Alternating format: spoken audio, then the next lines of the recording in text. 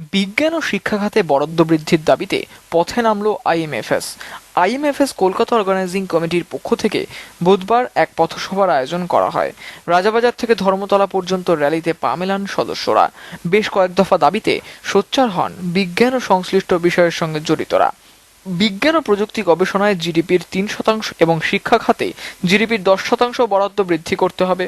অবৈজ্ঞানিক ধ্যান ধারণা এবং ধর্মীয় অসহিষ্ণুতার প্রসার বন্ধ করতে হবে। বৈজ্ঞানিক প্রমাণ নির্ভর শিক্ষা ব্যবস্থা চালু করতে হবে। সরকারি পৃষ্ঠপোষকতায় বই ছাপা হচ্ছে, তাতে বিভিন্ন বিজ্ঞান বিরোধী কথা লেখা হচ্ছে।